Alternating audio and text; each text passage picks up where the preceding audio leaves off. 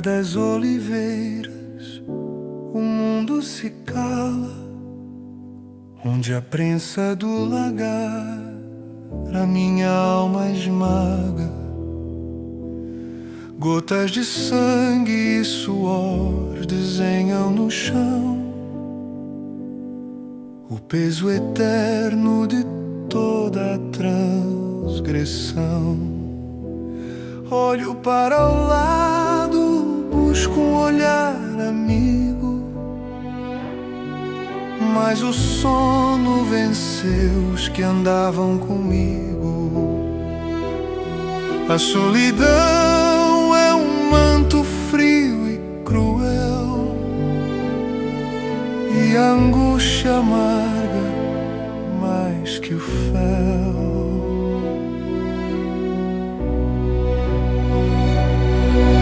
O cálice transborda a ira e a dor, um abismo profundo, sem luz e sem cor.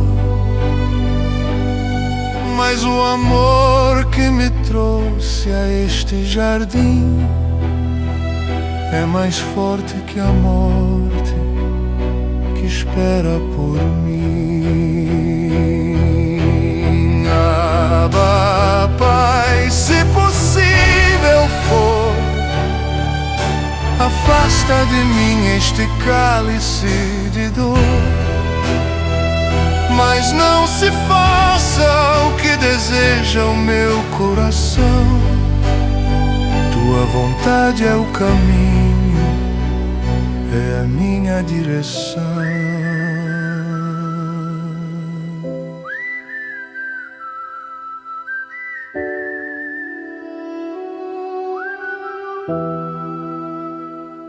Volto e os vejo prostrados ao relento,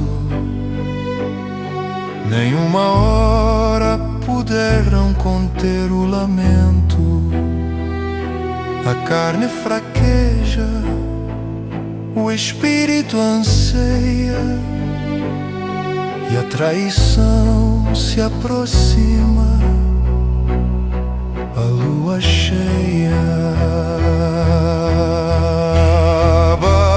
Pai, se este cálice não passar sem que eu o beba, para tudo consumar, eis-me aqui, rendido ao teu santo querer,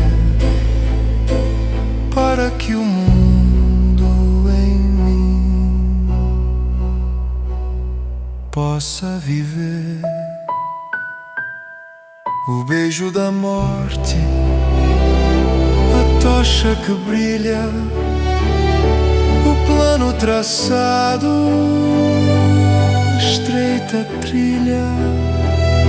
Eu sou o cordeiro, eu sou a luz. O caminho da glória passa pela cruz.